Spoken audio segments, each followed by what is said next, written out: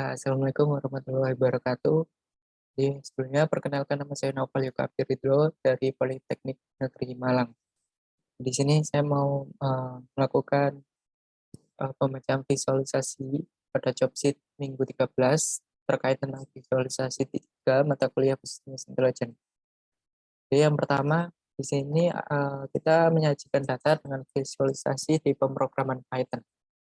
Untuk yang langkah pertama, kita menggunakan heat map. Jadi, apa sih heat map itu? Heat map adalah jenis visualisasi yang menggunakan kode warna untuk mewakili nilai atau kepadatan relatif data di seluruh permukaan. Jadi, heat map ini sendiri itu mempermudah sekali buat kita melakukan visualisasi datanya. Karena heat map sendiri ini berfokus pada warna. Jadi, setiap warna itu memiliki nilai masing-masing. Jadi, ketika semisal warna merah dan di situ terdapat warna sendiri, sehingga kita bisa lebih mudah lagi untuk membaca visualisasi datanya. Nah, untuk menggunakan heat map sendiri, kita membutuhkan library yang namanya itu adalah Seaborn. Simpelnya, Seaborn ini adalah uh, uh, lebih kecilnya ekstensinya Matplotlib. Jadi itu Seaborn. Nah, untuk itu di sini aku menggunakan Visual Studio Code. Pertama, melakukan instalisasi Seaborn dulu dengan cara pip install Seaborn. Nah, di sini saya sudah selesai buat melakukan instalasi Seaborn-nya. Habis itu kita melakukan import seluruh yang dibutuhkan di dalam job sheet ini. Di sini saya menggunakan Matplotlib, Seaborn, sama Pandas. Oke, yang pertama di sini kita melakukan inisialisasi variabel cities sama months-nya. Jadi ada cities-nya, kemudian months, kemudian dimasukkan temperaturnya. Di sini sudah saya masukkan juga, tinggal di sini memanggil. Jadi pertama SNS heatmap. Dengan yang pertama, parameter pertama itu temperatur. Jadi temperaturnya, setelah itu untuk YTX labelnya atau yang Y-nya itu diisi dengan value cities, variable cities yang sudah kita buat sebelumnya, dan XTX labelnya diisi dengan months. Kemudian di sini menampilkan, jadi ditampilkannya ini adalah CPM-nya adalah formal. Oke, sehingga hasilnya seperti ini. Nah, di sini bisa diperhatikan ya, sesuai dengan warnanya. Jadi ada Tokyo, Delhi, Shanghai, dan di sini Januari, Februari, Maret. Dan bisa diperhatikan bahwa warna coklat, paling coklat di sini ya, itu adalah yang terbesar, yaitu dengan nilai 40. Kalau kita perhatikan di sini, yang terbesar itu terdapat di bulan Mei ya, Mei pada negara Delhi, di mencapai nilai 40. Begitu pula di sini, dengan warna yang putih. Ya, kurang lebih untuk pembacanya seperti itu ya. Jadi di sini bisa diperhatikan ya, daftar kota dan bulan tersebut ke dalam variabel suhu. Jadi suhu terbesar itu terdapat pada bulan Mei, yaitu pada negara Delhi. Itu. Begitu sebaliknya dengan yang di sini. Kita cari yang warna putih, putih sendiri di sini ya. Sini. Ini deh. Nah, di sini terdapat pada bulan September ya. Bulan September di negara Karachi. Begitu pula dengan suhu -5. Sini bisa diperhatikan juga. Nah, kita bisa mempermudah mencari warna dengan nilainya masing-masing. Oke, langsung saja ke proses selanjutnya, yaitu 14.2 visualisasi statistika dengan histogram. Jadi, histogram adalah salah satu visualisasi yang cukup penting untuk memahami distribusi data. Histogram dapat dibuat menggunakan library Pandas. Jadi, kita menggunakan Pandas ya. Tadi sudah diimport juga, di mana secara umum plot histogramnya hanya membutuhkan satu dimensi data karena jumlah nilai atau kumpulan nilai ditunjukkan secara serial.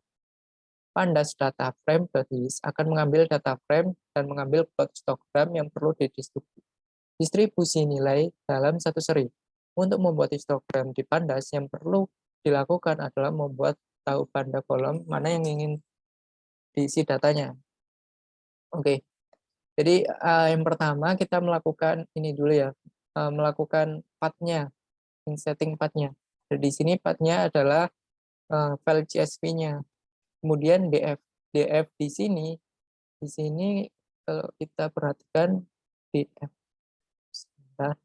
DF ini adalah nama variabelnya. Kemudian kita isi dengan PD yaitu panesnya, kemudian read CSV. Jadi yang di read CSV itu apanya? Yaitu path-nya. Path-nya itu berisi automobil eda.csv. Jadi sehingga ketika saya panggil df.get, jadi maka akan keluar seluruh tabelnya. Ini ada 29 kolom dengan 5 kali row. Ya, 5 row ya. Itu 5 teratasnya. Oke, selanjutnya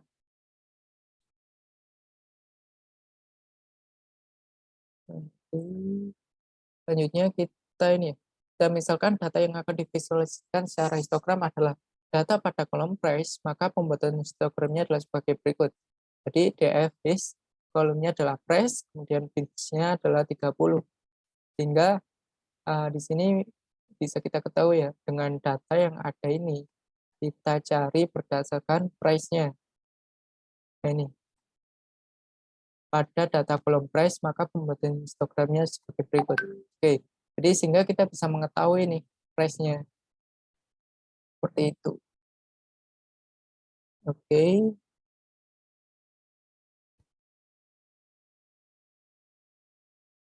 Jadi di sini kalau kita baca, di sini ada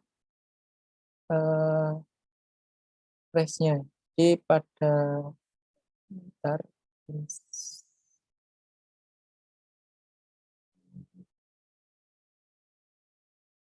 baik, bisa lanjutkan ya, tadi ada beberapa kendala. Jadi df.hits di sini kita menampilkan stories berdasarkan price-nya, kolom price-nya. Dan yang di sini ini adalah kolom Y-nya, dan kita bisa baca bahwa harga dengan harga 5.000 itu terdapat 16 ya. Kemudian dan seterusnya. Jadi yang 1.000 ini berada di posisi dengan total 21 dan seterusnya sampai ke sini. Oke, kita lanjut ke selanjutnya. Di sini plot juga dibuat secara berkelompok, secara berdampingan. Misal pada kasus ini histogram price akan dikelompokkan berdasarkan roda penggerak dan kendaraan. FWD berpenggerak roda depan, 4WD bergerak 4 roda, atau RWD penggerak belakang. Jadi di sini untuk mengelompokkan itu semua kita menggunakan BY gitu, by gitu ya.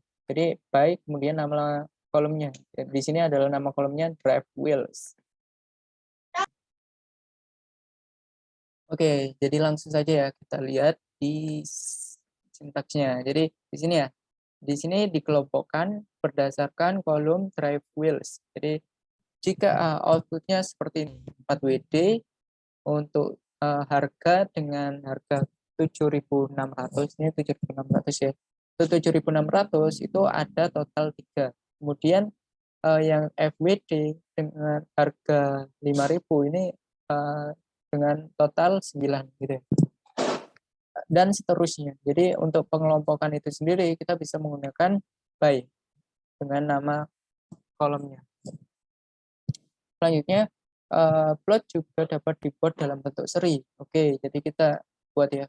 Di sini df ini adalah nama yang ada di samping kanannya untuk pembentuk label. Nama labelnya berdasarkan array yaitu bore sama stroke. Kemudian kita plot kind is berdasarkan historis alpha 0,7 bins 30 title histogram of bore and stroke in engine plot 45 gridnya true fix size 12,8 colornya seperti ini. Kemudian x labelnya untuk x yang kita berikan dengan size dan number of cars-nya dengan y label sehingga hasilnya seperti ini. Number of cars-nya ini adalah ini. Kemudian yang paling bawah di situ itu adalah size-nya ya, size-nya. Oke, jadi bisa kita perhatikan untuk di sini yang tadi yang array yang pertama ini outputnya seperti ini ya. Jadi yang warna pink di sini adalah board, kemudian yang warna ini adalah stroke. Oke, sehingga kita bisa mengetahui secara jelas ya bahwa perbandingan dari ukurannya dan number of cards-nya. Jadi di sini untuk yang board itu yang pink ya, yaitu kemudian yang stroke yang warna ini. Jika kita bandingkan bahwa yang paling banyak itu berada pada size yang ke sekitar 3,4 ya. Di sini ada 30 lebih. Oke, seperti itu. Oke, lanjut ke selanjutnya. Jadi yang selanjutnya adalah visualisasi statistika regresi dan variabel kategori statistika. Jadi di sini kita menggunakan regplot ya. Sorry, sebentar. Regplot. Kemudian untuk sintaksnya kita panggil SNS-nya, kemudian regplot, X-nya adalah engine size dan Y-nya adalah price. Kemudian datanya adalah DF. Dan DF ini adalah data frame-nya yang sudah kita tuliskan sebelumnya ya. Oke. Jadi di sini bisa kita perhatikan ya. Ya, di sini ini adalah termasuk hubungan positif. Kenapa? Jadi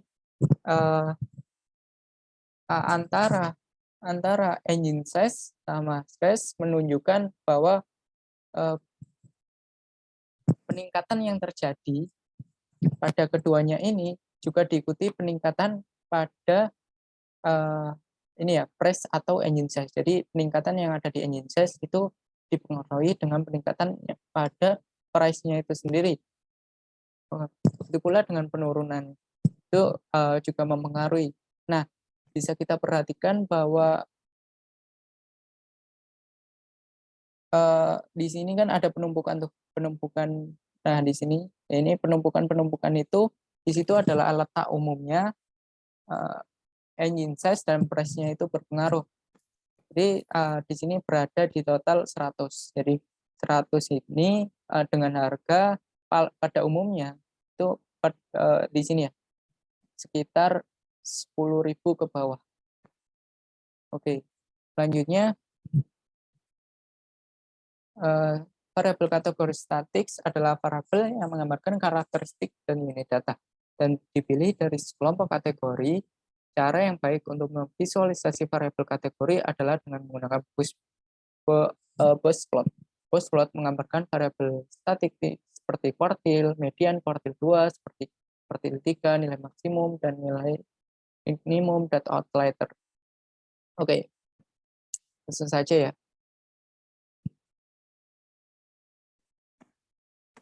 Nah, untuk outputnya jadi seperti ini ya. X-nya ini adalah body style-nya dan Y-nya ada price. Nah, tujuannya menggunakan box plot ini biar kita bisa mengetahui ya. Biar kita bisa mengetahui apa saja yang ada di sini. Jadi yang di garis ini adalah mediannya atau kalau di sini adalah kuartil keduanya ya. Di 2 median. Dan di sini adalah kuartil ke-1, di sini adalah di kotaksnya itu sendiri adalah boxnya, nilai boxnya itu sendiri, dan yang di atas ini adalah nilai maksimum, dan yang di bawah adalah nilai minimum. Oke.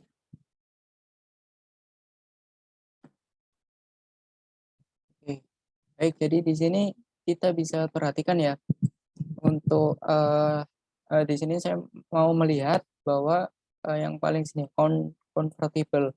Jadi untuk body style convertible di sini memiliki median 1000 sekitar 1.700-an ya. Oh, 1.600.